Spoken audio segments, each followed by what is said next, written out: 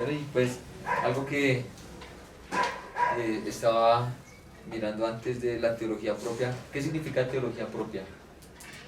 ¿Teología acerca de Dios? La teología acerca de Dios. En la mayoría de cuando uno empieza a estudiar un poquito de lo que era teología propia, hay un hermano que se llama Francisco La Cueva, y él en todos los libros ponía primero una pregunta, y esa pregunta es muy interesante. ¿Se puede conocer a Dios? Sí. ¿Sí? ¿Cómo se puede conocer a Dios? ¿A través de su palabra? ¿Cómo? ¿A través de su palabra? A través de su palabra. Y si una persona no tuviera la palabra, ¿se podría conocer a Dios? Sí. Pues, se puede conocer en parte. ¿Se acuerda que lo habíamos recordado? En parte. Su eterno poder y deidad, cuando lo decían Romanos. Pero hasta ahí, no podría ayudarnos más.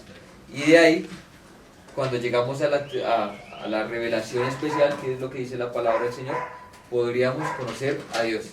Ahora, para conocer a Dios, ¿qué necesitaríamos nosotros? Necesitaríamos la razón. Pero con la razón solamente podríamos conocer a Dios. Tiene que haber una revelación especial. Tiene que haber una revelación especial. Y esto es lo que yo quería primero citar porque me pareció muy bueno. John Stott, porque cuando los teólogos católicos llegaron, está la parte de la escolástica, toman Tomás de Aquino y toda la parte escolástica toma la fe y la razón no deben estar separadas. ¿Se han visto? Y porque muchas veces decían solo fe, y no importa si la razón o no, no importa, solo fe. Y los otros son solo razón. Entonces llega la parte racionalista y dice los racionalistas podemos entender todo de Dios, todo, pero todo racionalmente, y es casi inventarnos a un Dios, porque racionalmente no podríamos contener lo infinito de Dios. Una mente finita tan pequeña no podría contener ni comprender todo lo que es Dios.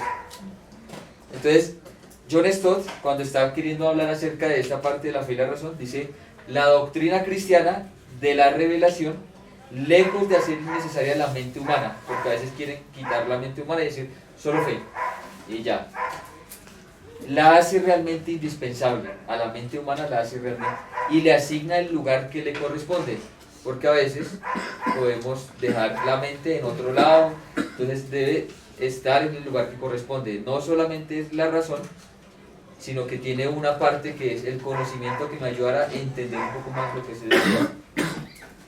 Dios se ha revelado por medio de palabras a mentes, su revelación racional a criaturas racionales.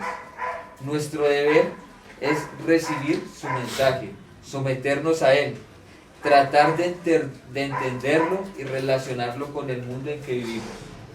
Eso es lo que el Señor quiere. Y añade después otras numerosas observaciones sobre lo mismo. Es un gran error suponer que la fe y la razón son incompatibles. En la Escritura se oponen la fe y la vista. Dice que andamos por fe, más no por vista, pero nunca dice que andamos, o sea, que hay alguna incompatibilidad entre la razón y la fe, porque a veces podríamos solo decir no, usted es muy razonable o algo así, ¿sí? Usted sus razones y ya. A veces el Señor nos permite que podamos empezar o nos dio la mente, la voluntad y las emociones para poder conocerle a Él. Entonces dice, a veces en la Escritura lo que se opone es la fe y la vista, pero no la fe y la razón. Por el contrario, la verdadera fe es esencialmente razonable, porque confía en el carácter y las promesas de Dios. Un cristiano creyente es alguien cuya mente refleja y se basa en esas certidumbres. O sea, me gustó muchísimo entonces lo que hablaba él. Y cuando entonces quiere hablar acerca de esta fe, porque a veces uno piensa que la fe es algo místico, ¿sí? La fe es algo místico. Entonces vuelve Martin Lloyd-Jones cuando quiere hablar de esta fe, dice: la fe es primordialmente un pensamiento, y todo el problema del hombre de poca fe es que no piensa, sino que se deja golpear por las circunstancias. O sea, eso es lo que está hablando Martin Lloyd-Jones. Tremendo, ¿cierto? Tremendo. La Biblia está llena de lógica Y nunca debemos pensar en la fe como algo puramente místico. La fe cristiana es esencialmente pensamiento. Por ejemplo, cuando Jesús dice, mirad las aves, pensad en ellas y sacad vuestras conclusiones. O sea, ahí debe haber un pensamiento. Ah, el Señor se está preocupando por las aves, ¿cuánto más no por nosotros? O sea, eso es lo que sería la fe. La fe, si queréis, puede definirse así. La fe, Martin Lloyd-Jones la define así. Es un hombre que insiste en pensar cuando todo parece determinado a golpearlo y aplastarlo en sentido intelectual. Eso es lo que insiste. El problema con la persona de poca fe es que en lugar de dominar su pensamiento, este está siendo dominado por alguna otra cosa. Y como decimos, gira y gira en círculos. Entonces la fe es quien pone los pensamientos en las cosas que Dios dice. Eso es lo que quiere hablar. ¿Por qué estoy como introduciendo en esta parte? Porque cuando lleguemos a lo que es la Trinidad y cuando lleguemos a partes de la teología propia, es necesario ver lo que dice la palabra, y aunque a veces no lo podemos entender racionalmente, también hay otra parte que es la misma fe, porque es lo que Dios está diciendo. O sea, no la fe por lo que no lo dice, sino por lo que Dios está diciendo. La Trinidad, cuando se va a hablar de la Trinidad, hay tantos versículos que uno quedaría diciendo, no, espere, un momentico, vamos a estudiar este y después este, porque son tantos los versículos que nos van a hablar de la Trinidad, pero a veces no lo entendemos, es porque nos falta poner nuestros pensamientos en lo que la Biblia está diciendo. Y John Stott termina el libro hablando acerca de la fe, diciendo, el conocimiento no es un fin en sí mismo, sino es un medio que debe conducir a la adoración, a la fe, a la santidad y al amor. Entonces ese conocimiento que también va por medio de la fe, o sea, la fe es la que también nos va a ayudar a entender. Deben estar unidas la fe y la razón. Eso es lo que quería como empezar a hablar antes de hablar de la teología propia, porque la teología propia, vamos a empezar a leerlo, va a hablar acerca de lo que es Dios, y todo lo que va a hablar es por medio de la palabra del Señor.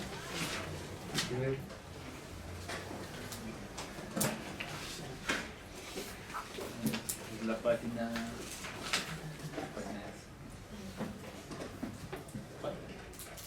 43. Empezamos. Puntos cruciales de teología propia. Ubicación de la teología propia dentro del panorama de la revelación divina. La teología en general se ocupa no solo de Dios, sino también de las cosas de Dios y de lo que Él ha revelado, no solo de su propia persona, de su propio ser, de sus atributos, de sus nombres, etc., sino que también se ocupa de lo que Él ha hablado de nosotros mismos, los hombres, de la historia del hombre, de la caída, de la salvación. Se ocupa de los planes de Dios con la creación, de la creación misma, de las profecías, de la iglesia, de muchos temas que tienen que ver con la palabra de Dios, pero que el tema en sí, el fondo de la materia, no es Dios mismo. Por eso, en sentido amplio, a esa teología que abarca todos esos temas se le llama teología general. Teología general es la ciencia principal, la fundamental, porque si creemos que Dios es uno, en el sentido de esencia, Padre, Hijo y Espíritu Santo, tres personas, pero que Dios es un solo Dios, creador de todo, y que toda la creación depende de Él, y toda la creación es para Él, eso significa que no hay nada entre lo existente que no tenga su principio y su razón de ser en función de Dios.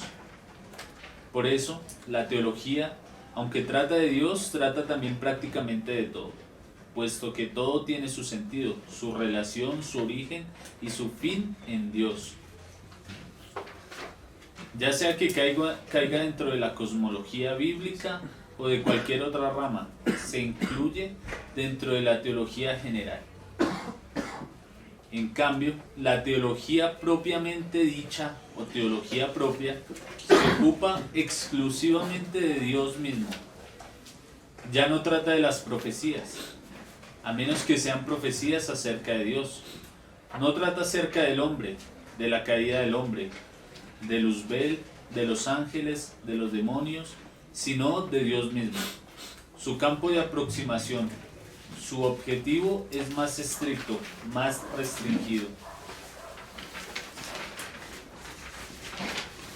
Entonces ahí, claro, ¿no? O sea, el hermano está en un panorama de lo que es la teología general y ahora como acercando el foco para que se centre en Dios mismo, en la teología propia, ¿no?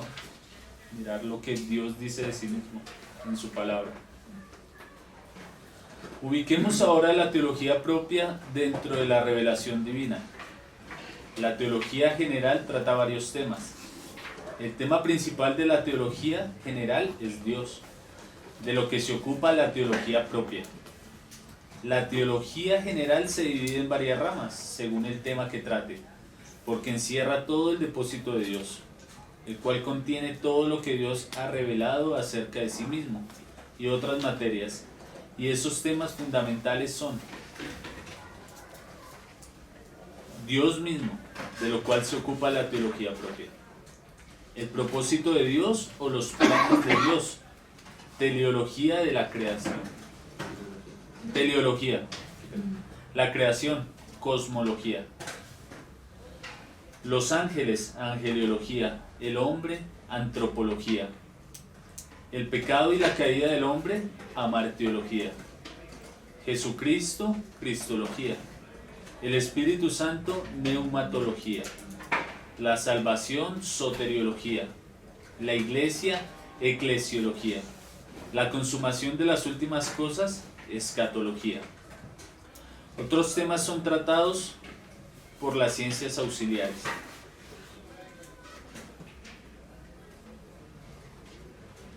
¿Recuerdan todas las IAS que lo vimos en el capítulo pasado? Aquí. Las IAS. Entonces, no todos colocan a la teología propia en primer lugar. Que tenía energía. Gracias. Ya, entendí. Gracias.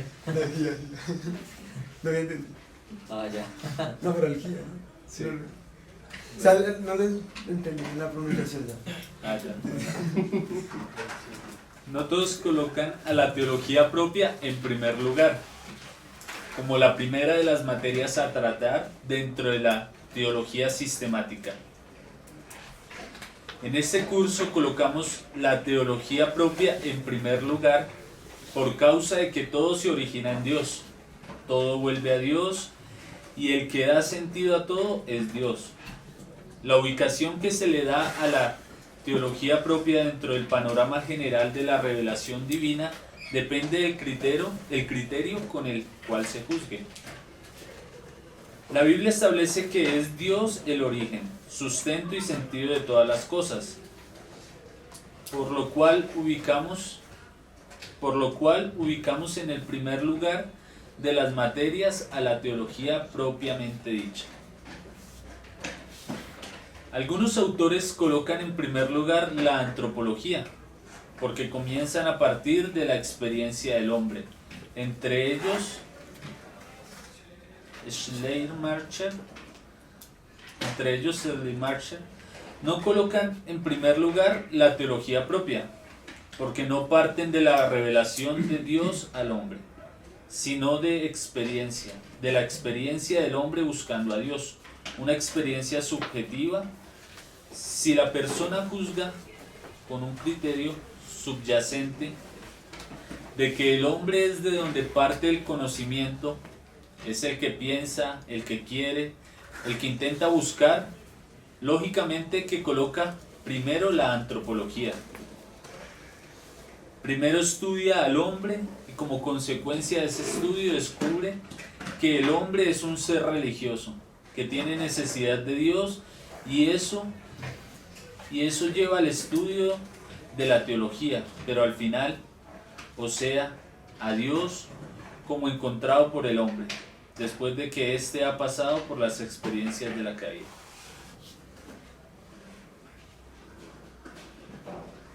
Entonces vemos ahí el ejemplo que han puesto a la antropología de primera, ¿no? Pues es el orden que tomó pronto este hermano, pero vemos que a veces... Él es un teólogo liberal. Él es un teólogo liberal y entonces este es Lecher Marcha. Es muy difícil de decirlo, pero este teólogo liberal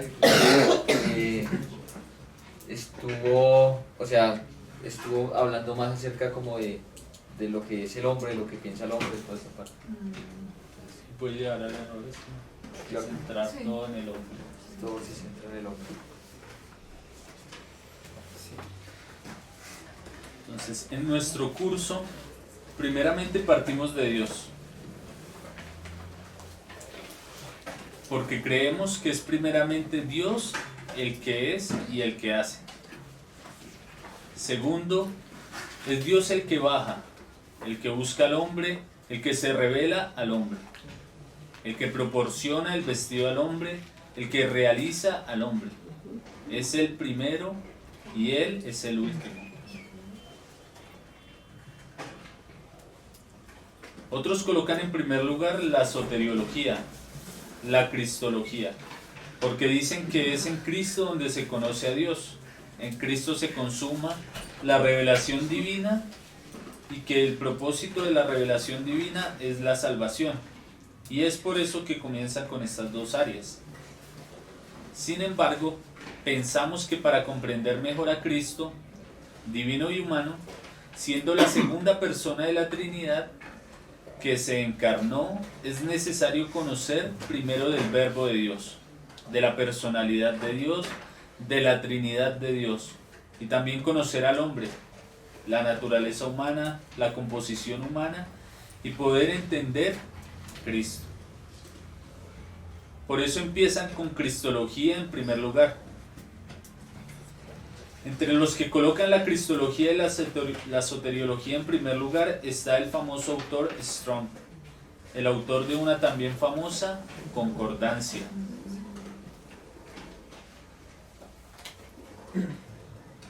Otro tercer grupo comienza por el reino. Para ellos el tema básico y principal de toda la Biblia es el reino. El autor clave que comienza con el tema del reino es Rich. Pero la escuela que estamos siguiendo ubica la teología propia de primero por razón de que la misma Biblia nos dice que todo es de Él, es por Él y es para Él. Y Él es el que explica todo, es la base de todo y es por eso que lo apropiado es entrar a considerar primero lo que Dios ha dicho acerca de sí mismo, antes de lo que ha dicho acerca de los demás, de lo demás. Si empezamos por la cristología, entonces nos va a quedar una laguna. Consideraríamos ¿a qué vino Cristo? ¿A salvarnos? ¿Salvarnos de qué? ¿De la caída? ¿De qué caída? En consecuencia, habría que entrar a ver la cosmología, y así sucesivamente. Otros aspectos de la teología hasta llegar a Dios. Entonces es posible ubicar primero la teología propia dentro del panorama general de la revelación divina.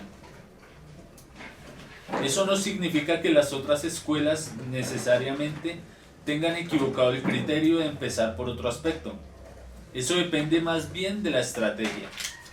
Si la persona quiere presentar un desarrollo coherente que desemboque en determinado fin, entonces empieza por el tema que considera importante, sin que necesariamente esté cometiendo un error. Lo que afirmamos en este curso es que lo más lógico y normal sería comenzar considerando a Dios. Y de hecho, la mayoría de la teología de corte conservador, ortodoxo, fundamentalista, comienza considerando primeramente a Dios como principio de todas las cosas. Si usted en algún momento recibe una responsabilidad de compartir con alguien, el Espíritu Santo le dirá qué estrategia será la más conveniente en cada caso. Por ejemplo, tenemos en la Biblia que el Señor enfocó la conversación con Nicodemo muy diferente a como lo hizo con la samaritana. vemos cómo había algunos que el Señor llamaba que lo siguieran, y había otros que le querían seguir y se los impedían. No se puede ser absorbista cuando se va a compartir la palabra de la misma manera. Como aquí se trata de un curso teológico a largo plazo, lo consideramos como con un determinado orden lógico. Eso no significa que se tenga que encasillar al Espíritu Santo cuando se vaya a compartir la palabra de Dios, usando un orden predeterminado. Amén. Pues ahí.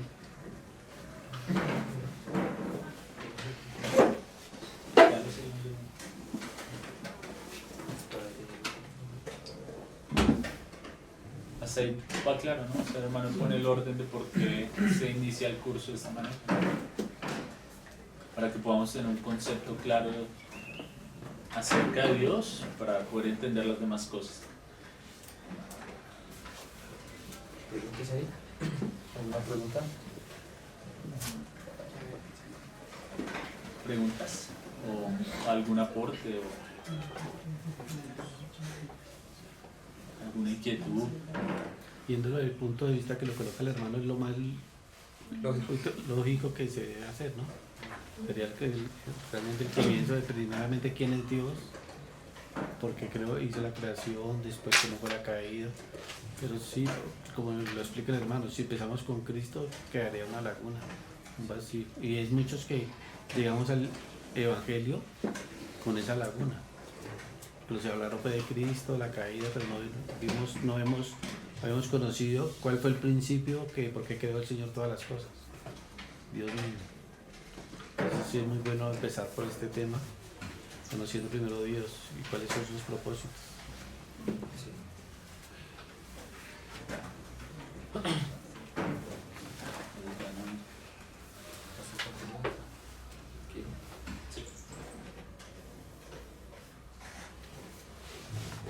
Contenido específico de la teología propia. La teología propia se ocupa primeramente del ser mismo de Dios. Se ocupa también de los atributos de Dios. Aunque debemos de tener en cuenta que a Dios nadie le atribuye nada, todo lo que es de Dios es propio de Él. También se ocupa de los nombres divinos, porque en la Biblia vemos que Dios se revela con diferentes nombres. Porque Dios se va revelando progresivamente y sus atributos los va revelando en distintas situaciones. ¿Qué significan lo que es y lo que hace? En teología propia hay otro aspecto que se refiere a los errores acerca de Dios. Hablando de Dios existen doctrinas equivocadas. Algunas son doctrinas religiosas, teológicas, otras son doctrinas mitológicas, otras son doctrinas filosóficas que hablan de Dios, pero que lo hacen equivocadamente. Por ejemplo, el panteísmo habla de Dios, pero lo hace diciendo que Dios es la creación. El deísmo también habla de Dios, pero diciendo que Dios es trascendente, pero que es como si hubiera hecho la creación y la hubiera abandonado a un desarrollo propio, y niega que Dios se haya revelado de una manera especial a ella, sino que la creación de una manera independiente de Dios funciona por sí misma. Esta es una doctrina muy popular entre muchos filósofos, especialmente ingleses y franceses. El politeísmo es también un error acerca de Dios, diciendo que no es un solo Dios, sino muchos dioses. Y es un desarrollo del panteísmo. El panteísmo dice que la suma de toda la creación es Dios, que Dios es la naturaleza. Aparece Dios en las plantas, aparece Dios en los animales, aparece Dios en los fenómenos naturales, aparece Dios en los hombres. Y al hacer adorar Dios en esas cosas induce al politeísmo. Esa fue la trampa de Satanás para hacerse adorar a él mismo, pues indujo a cambiar el concepto de Dios, trascendente e inmanente, Dios distinto de la creación, que la sostiene. El diablo confundió la idea de Dios con la naturaleza y surgieron varias filosofías como la de Hegel. Y los que practican ciertas religiones como las orientales, brahmanismo, el hinduismo, que son religiones panteístas y que proclaman también que la naturaleza es Dios. El ateísmo también es un error acerca de Dios, porque dice que Dios no existe. Aparte de estos, hay otros errores.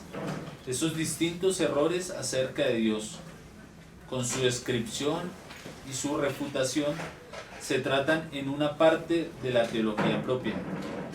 Pero ahora tenemos el cuidado de comenzar con la parte que trata de lo que Dios mismo ha revelado de sí mismo.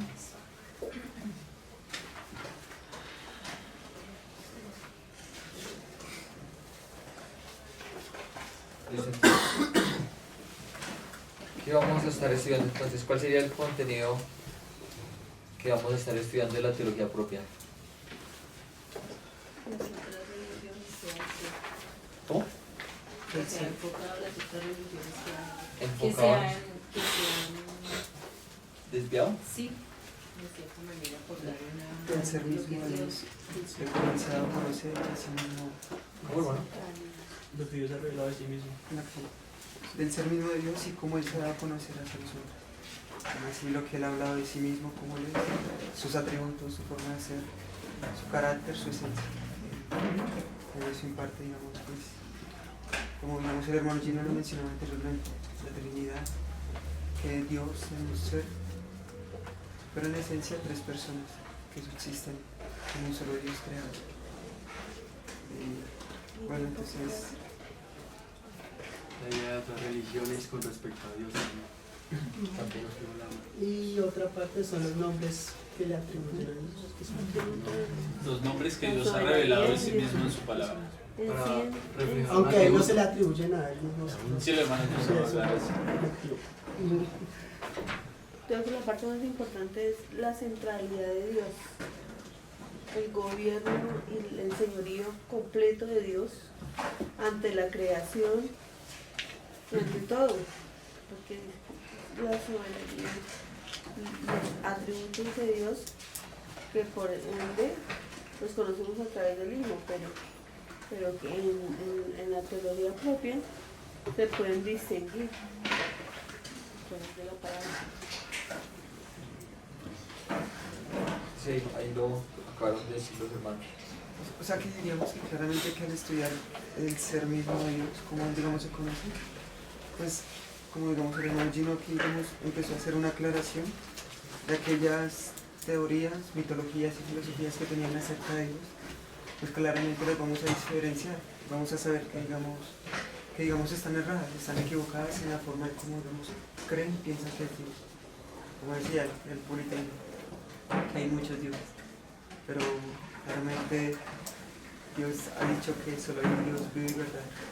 Entonces al examinar esas filosofías o teorías vamos a entender claramente que en sí solo hay un Dios y vamos a distinguir el error.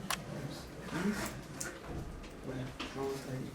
Hay algo que Pablo le decía en Hechos 17, ¿no? Cuando está en Atenas. Que ellos tenían muchos dioses, ¿no? Los griegos, cantidad de dioses. Tenían una imagen que al Dios no conocía. Y Pablo dice, yo les vengo a hablar de ese Dios no conocido. Y de verdad que para muchas personas es extraño, ¿no? Pero a través de la Biblia se revela el Dios verdadero, ¿no? Y un versículo que es muy... está en el versículo, en el Salmo 9.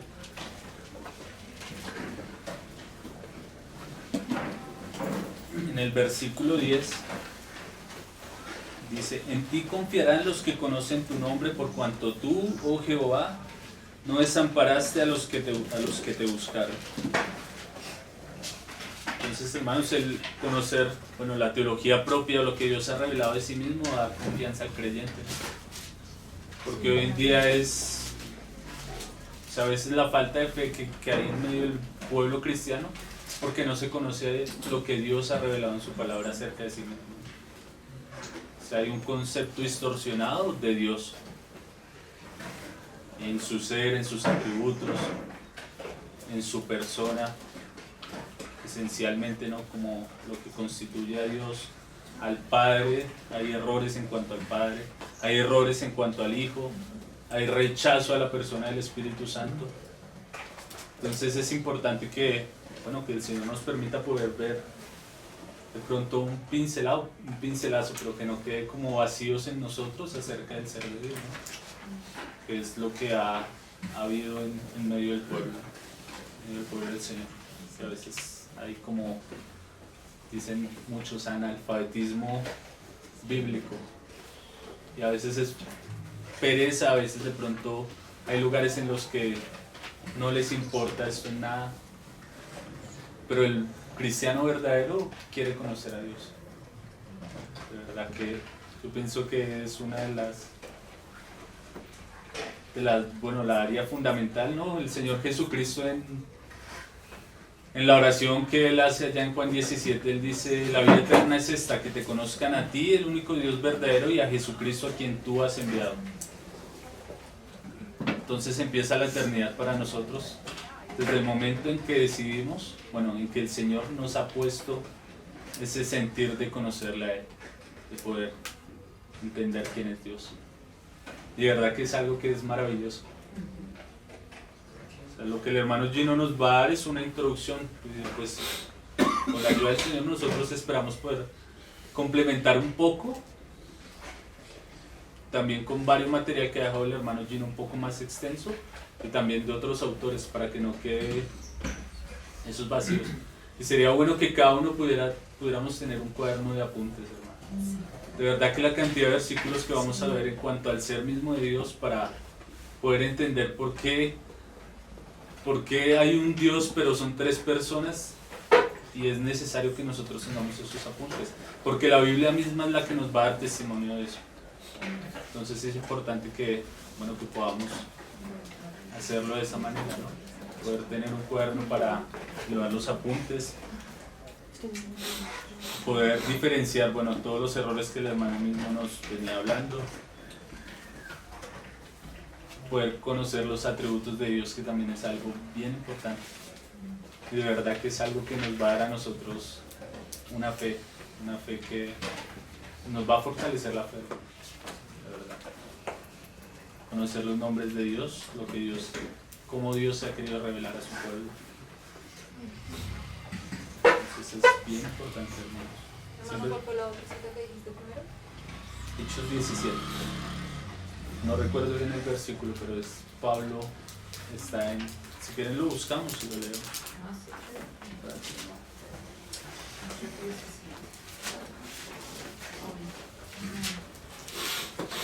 El 23. La Biblia más rápida que es.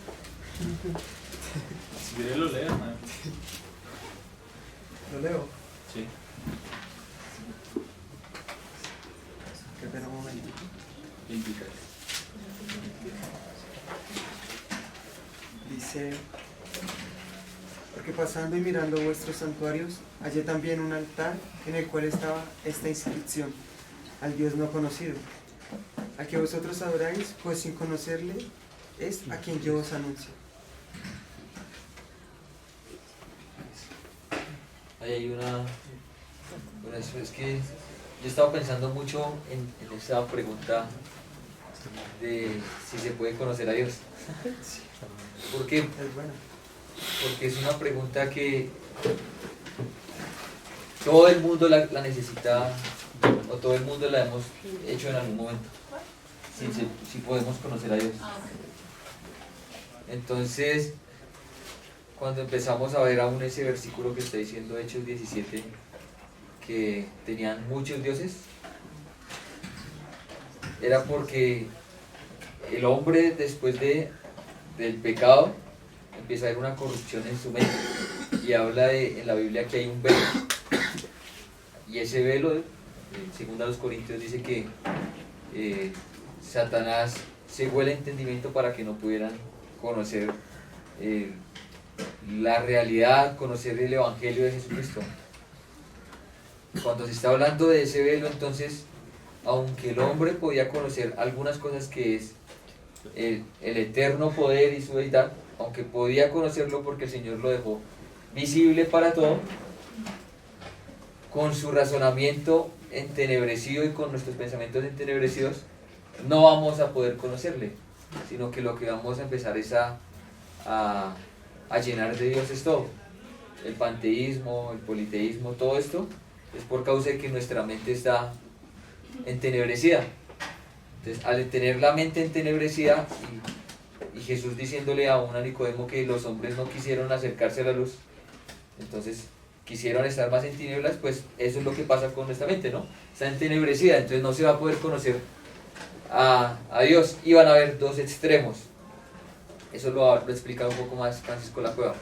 El primer extremo es el que dice lo podemos conocer racionalmente. Con solamente la naturaleza podemos conocer a Dios. Ya.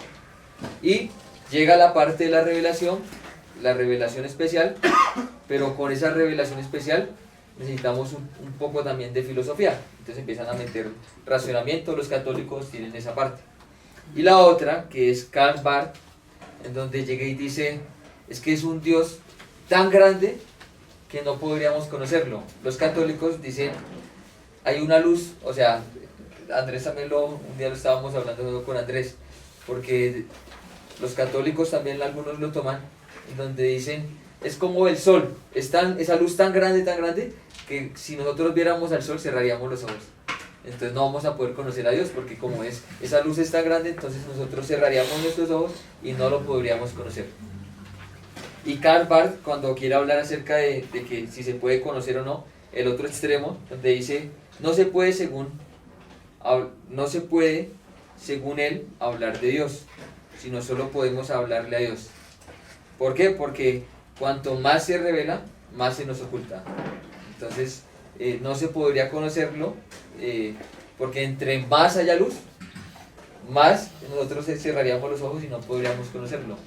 Entonces no es ninguna de las dos, sino que el versículo clave que vamos a poder encontrar acerca de si lo podemos conocer está en primera los Corintios, capítulo 2, que es el que nos va a decir todo. Son unos versículos muy chéveres.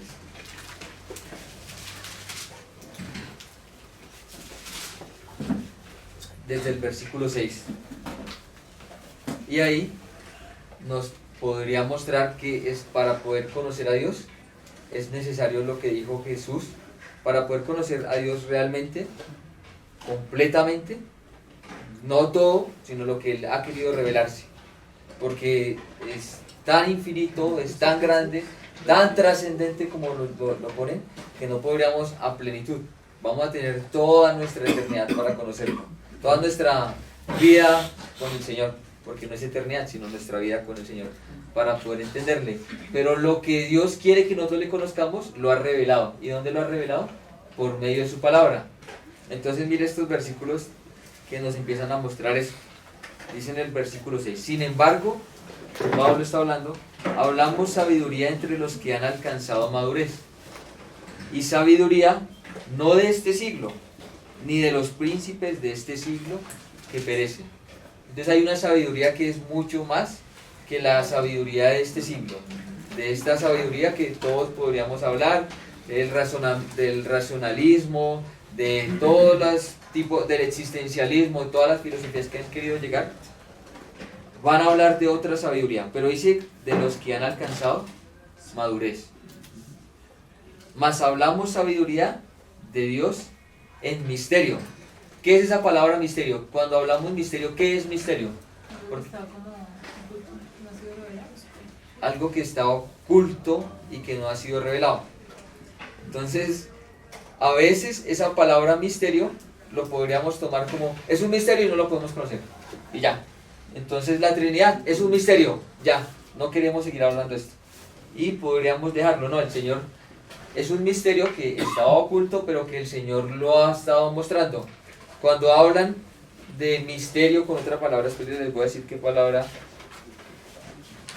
es importante. ¿Ustedes la tienen también ahí? Enigma. ¿Qué es un enigma y qué es un misterio? Cuando hablamos de enigma, ¿qué pensamos que es? ¿Algo por descifrar? Algo por descifrar. Y el misterio, que es algo que está oculto pero que se está revelando, o sea, que se está mostrando ya. Miren lo que decía un hombre llamado P. Charles. Entonces, el enigma es un muro impenetrable, o sea, no se va a poder penetrar. El misterio es un océano sin fondo, porque va a estar revelándose, pero va a estar llegando y uno va a empezar a tocar en estos momentos algo de la Trinidad, como cuando uno está empezando hasta los tobillos, solo así, andando un poquito, porque va a ser un océano sin fondo, pero el Señor está revelándolo, o sea, no es algo que se está quieto y en donde podríamos solo decir, cuando hablamos de algunos misterios que el Señor quiere, que el misterio es algo que no se puede dar a conocer y ya. Entonces, ¿qué es la Trinidad? No, es un misterio. Y lo dejamos de intentar buscar porque pensamos que es algo impenetrable. Entonces, a veces podemos confundir esas dos palabras entre enigma y misterio, pero enigma es algo que no se puede conocer, que ni idea. Pero el misterio es algo que el Señor está revelando y que lo reveló en su palabra.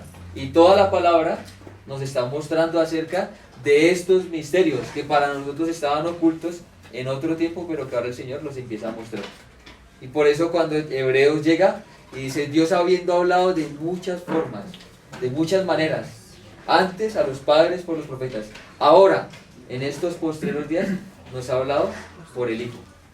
¿Sí? Entonces ya empieza a mostrar ese misterio que antes estaba y que todos lo estábamos estudiando, que va a venir un libertador. Ahora ya sabemos que ese libertador es Jesucristo.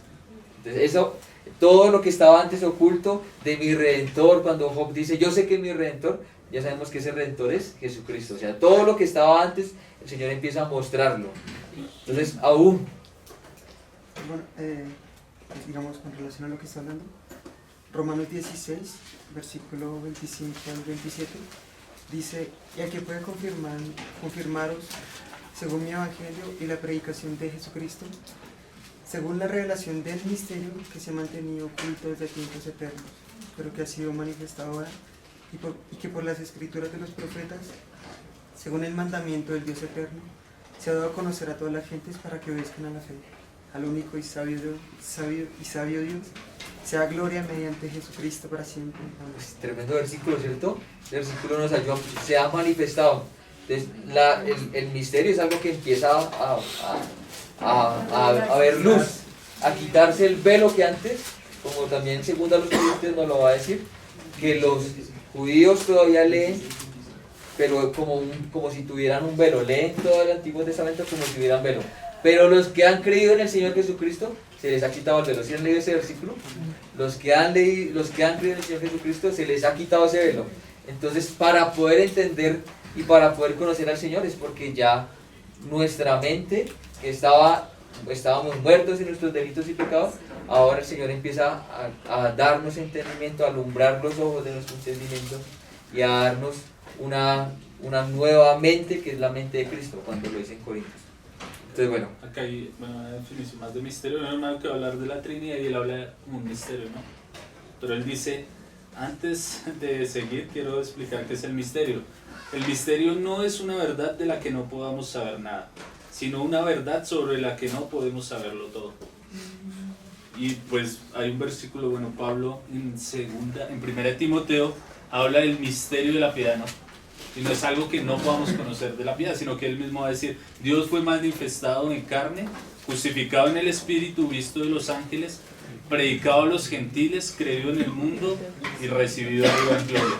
O sea, es un misterio del cual no podemos comprenderlo todo, pero que Dios lo ha revelado, ¿no? O sea, es como para que tengamos más claro. ¿Qué quiere seguir? Más hablamos sabiduría de Dios en misterio. La sabiduría oculta.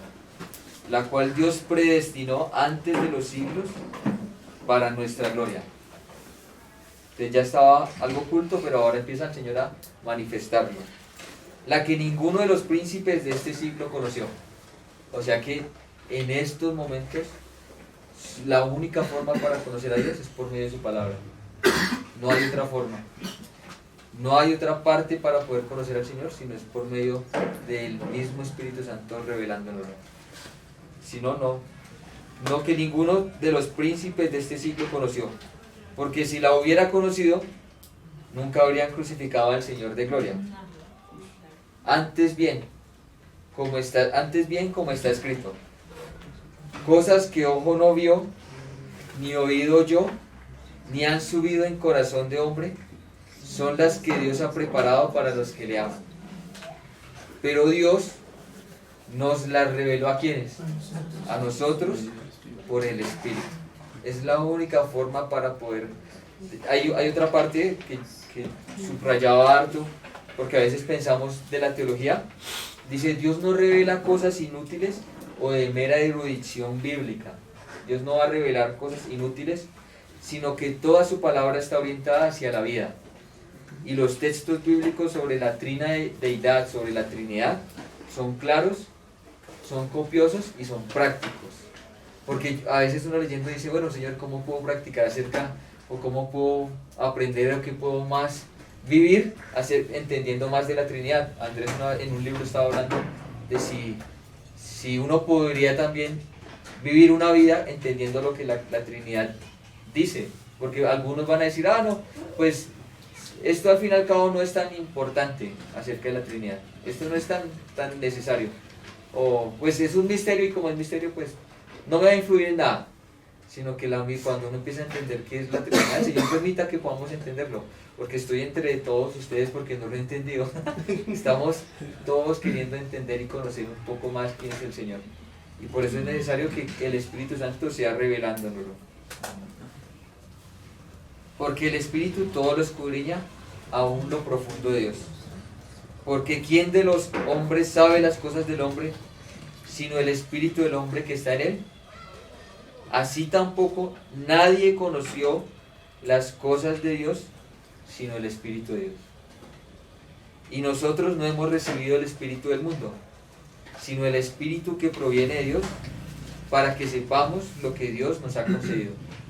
Entonces sin el Espíritu Santo no podríamos. Solo habría una forma intelectual de recibir las cosas, pero no habría nada más. No habría vida en nada. Entonces aún es importante para que aquel que no haya conocido al Señor aún de predicar aquel evangelio, porque es necesario que podamos conocer al Señor. Sin el Espíritu Santo no podríamos poder conocer a qué es lo que el Señor quiere. Lo cual también hablamos no con palabras enseñadas por sabiduría humana, sino con las que enseña el Espíritu, acomodando lo espiritual a lo espiritual. Pero el hombre natural no percibe las cosas que son del Espíritu de Dios, porque para él son locura y no las puede entender porque se han de discernir espiritualmente.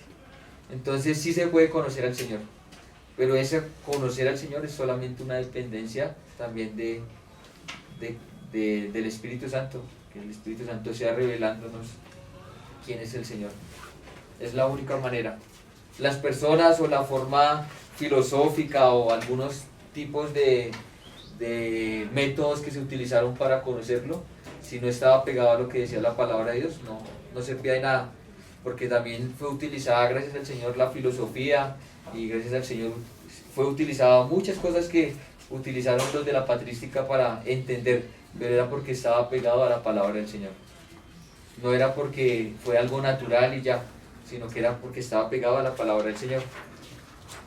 Y pues entendiendo, sabiendo que es de parte, o sea que es una dependencia del Señor, quisiera leer algo que decía, pues terminando el capítulo Francisco La Cueva acerca de si es solamente el Señor quien nos ayuda a entenderlo.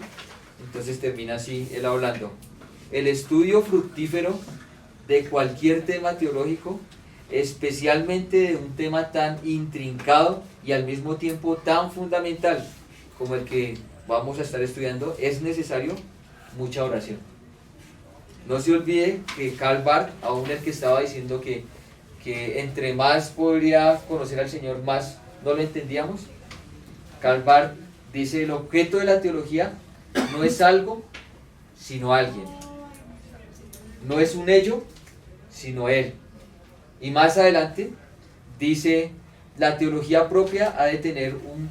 Bueno, es que esta parte más bien lo va a pasar, es que es muy difícil de leerlo. Dice, es un proslogión, o sea, es una obra que Anselmo escribió. Suspirium, u oración. Cualquier gesto litúrgico en la iglesia llega demasiado tarde si su teología no es en sí misma un movimiento litúrgico desde su mismo comienzo, si no se pone en marcha a partir de una oración. Entonces, para empezar a estudiar la teología es necesario que el Señor mismo sea revelándonos, iluminándonos nuestro entendimiento, como Pablo lo oraba por los Efesios. Entonces, más adelante dice: la oración sin estudio quedaría vacía, pero el estudio sin oración resultaría ciego. Tremendo, ¿cierto? El estudio sin oración resultaría algo ciego también. Y Francisco Buenaventura, otro hermano, escribió, ¿cómo? De la escolástica, escribió: hemos de comenzar por el verdadero principio, llegándonos con fe viva al Padre de las luces, doblando ante Él las rodillas de nuestro corazón, a fin de que por su Hijo, en el Espíritu Santo, nos dé verdadero conocimiento de Jesucristo, para que conociéndole y amándole, consolidados en la fe y arraigados en la caridad, podamos conocer la amplitud y profundidad de la Sagrada Escritura, y llegar por este conocimiento al conocimiento y amor estático de la Trinidad Beatísima, término y complemento de los deseos de todos los santos. Quienes pudieron entender un poco más acerca de la Trinidad fue Tomás de Aquino, Francisco de Buenaventura, pero mire lo que ellos hablaban acerca de poder entenderlo. Era necesario que pudiéramos doblar nuestras rodillas ante cosas tan grandes que solo el Espíritu nos lo podría revelar. Y otro hombre llamado Olegario González, hablando acerca de comenzar el estudio, dice: si el cristianismo es la revelación de la paternidad de Dios por el envío del Hijo y la llamada a participar en la filiación de este mediante el envío del Espíritu Santo, todo esfuerzo por penetrar en esas mutuas relaciones entre el Padre, el Hijo y el Espíritu es una aportación para más intensamente vivir nuestra vida cristiana. Si pudiéramos entender esto, podríamos tener una vida cristiana más intensa, que no es otra cosa sino la misma vida trinitaria, dada aquí incoativamente a participar. Saber algo de la Trinidad es gustar de algún modo ya lo que es el fin de nuestra existencia. Saber un poquito de la Trinidad, no solo intelectualmente, sino, dice el verdadero teólogo, no es del corazón, no de la mente, sino del corazón. Y Gregorio I, hablando un poquito más, esto me parece tan importante porque es como el fin de todo, poder tener una vida más plena en el Señor. Dice, diciendo en una parte de las homilías, que los deleites materiales se distinguen de los espirituales en algo. Se va a distinguir en algo. Los materiales, dice que al ser satisfechos acaban con el apetito.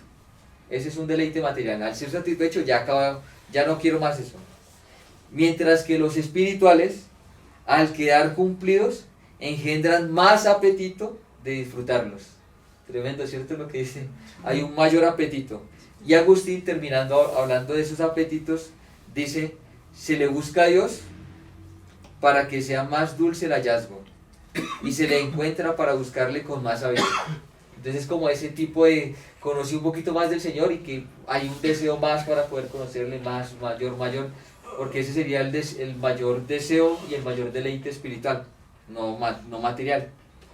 Ojalá esta experiencia que todo lector, como ha sido la mía, como la de Francisco de la Cueva, sea también el quedar satisfecho con el poder conocer al Señor, que eso es lo que más necesitamos. Entonces, confiando en el Señor, vamos a empezar a estudiar esa teología propia. Entonces es necesario que Señor, revele abra los ojos de nuestro entendimiento, que esa oración pueda ser para cada uno de nosotros y podamos entenderle y conocerle.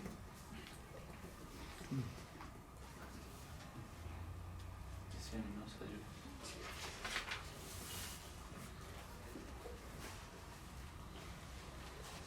Aún hay que aclarar de que puede ser el erudito, el hombre más sabio, que el teólogo más grande que haya existido, es una pequeña parte que ha conocido de Dios. Porque aún de nosotros, la palabra dice que nosotros tendremos una eternidad para conocerle, y aún nunca no terminaremos de conocerle. Porque si hubiera alguien que le conociere, ya dejaría de ser Dios, porque le conocería a plenitud. Entonces nuestro Dios es tan eterno, tan supremo, tan sublime, que nadie nunca le va a llegar a conocer tal cual es. Nosotros podemos entender una pequeña parte, una pequeña porción de lo que es nuestro Dios, pero nadie nunca le va a conocer tal cual como Él es. Amén. No se podría decir que los fariseos tenían eso, que tenían mucho conocimiento, pero en realidad no lo tenían. Sí, claro. Y eso pues lo veíamos, ¿no?, la otra vez en los peligros de a veces estudiar teología. Pero también hay otra parte del que dice, no, yo para qué voy a estudiar eso, yo soy de los que, no sé, muy espiritual, que es solo el Señor me habla y el Señor nos habla, pero el Señor se ha revelado en su palabra y Él quiere que le conozcamos a través de ella. Sí. Es necesario que nosotros vayamos a la palabra, entendamos lo que Dios ha revelado de sí mismo.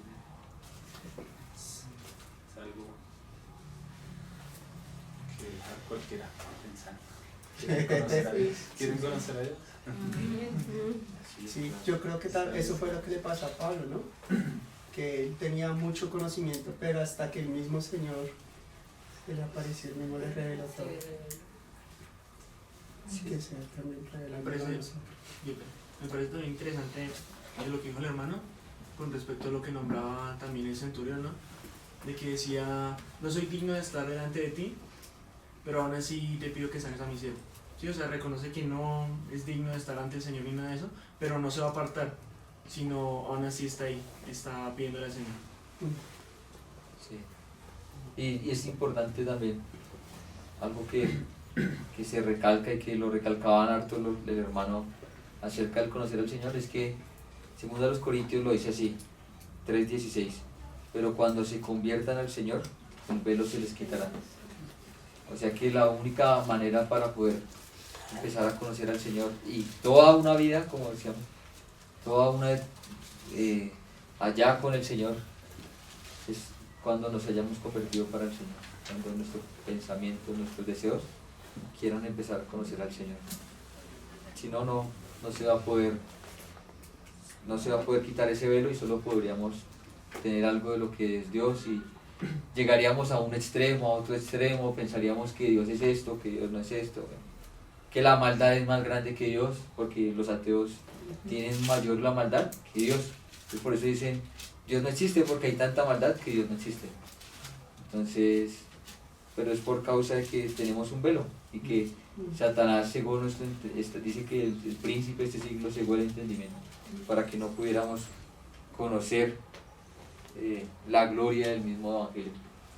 Entonces solamente hasta cuando nos convirtamos al Señor el velo se quitaría para poder empezar a conocerle. Es la única manera.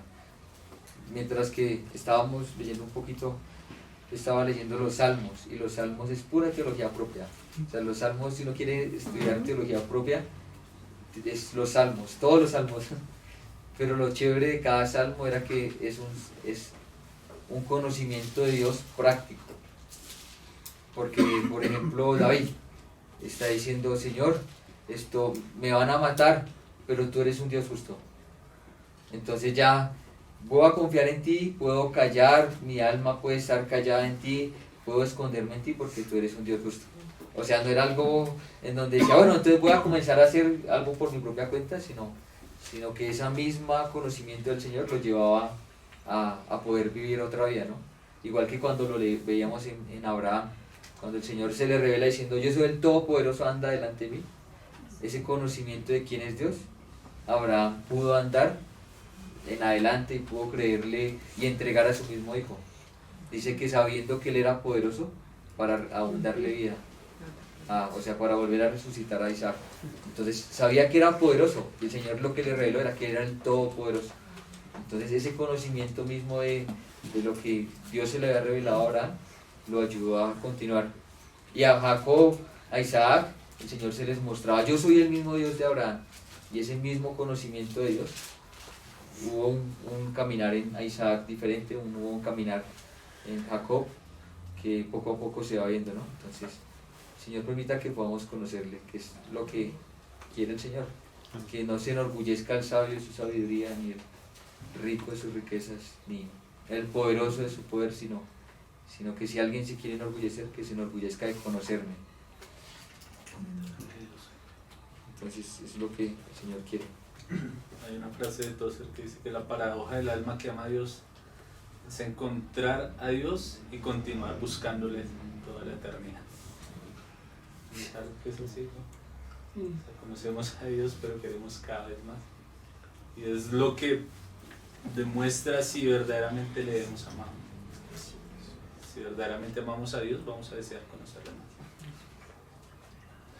Y vamos a querer conocerlo para poder amarlo más. Porque no vamos a poder amar a alguien que no conocemos.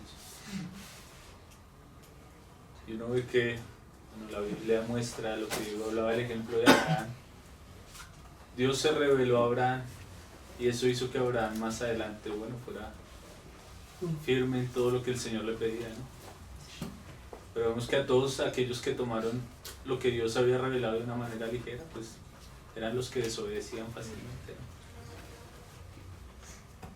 ¿no? Uno puede ver, digamos, en la vida de los reyes, los que menospreciaron lo que Dios había revelado de sí mismo, ¿no? La ley del Señor. Muchos de ellos fueron reyes perversos que hacían todo lo malo delante de los ojos del Señor. Pero también hubieron unos que sí quisieron conocer a Dios, ¿no? Como Josías, el caso de Josías.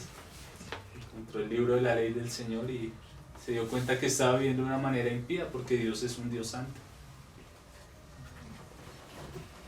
Y eso lo llevó a que todo el camino que él pudo recorrer, Josías en la tierra, pues lo hiciera de una manera correcta.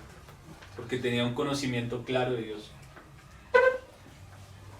Y a veces pues es como la parte en la que se ve que fallan muchos, ¿no? No tienen el conocimiento del Dios verdadero de la Biblia, sino del Dios que cada uno se ha creado en su imaginación, ¿no? Entonces un Dios con un poquito de santidad, pero con mucho amor. Y no es así, pero cuando vayamos mirando en teología propia cómo es Dios, vamos a poder entender claramente. Vamos a poder vivir de una manera correcta, poder adorarle de una manera correcta. Entonces que el Señor nos ayude y nos anime a poder hacerlo de una manera correcta y que el Espíritu sea guiando, ¿no?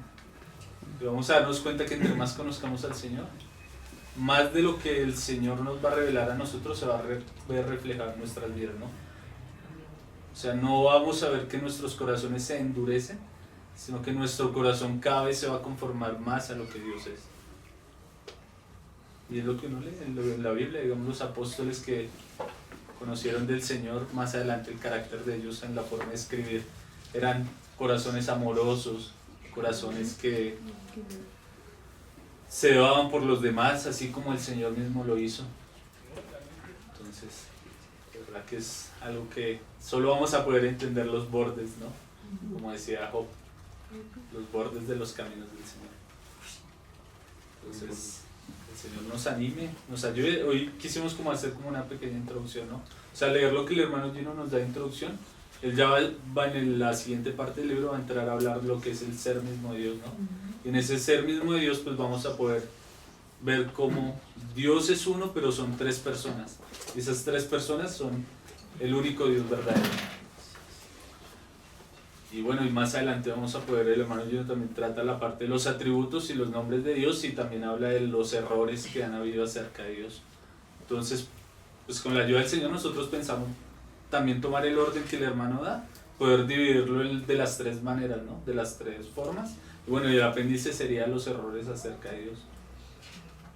Pero entonces poder entender primero la esencia, el ser de Dios, luego los atributos de Dios, y al final los nombres de Dios, bueno, y un apéndice, los errores acerca de Dios mismo. Entonces, pues vamos a hacerlo de una manera un poco no tan a la ligera, como de querer correr y acabar, terminar rápido el capítulo, sino que podamos tener el concepto claro, o sea, los conceptos claros, tomados de la palabra. Entonces, pues animarlos, hermanos, y de verdad que es algo que les va a beneficiar mucho a ustedes, a nosotros y al pueblo. Entonces oramos.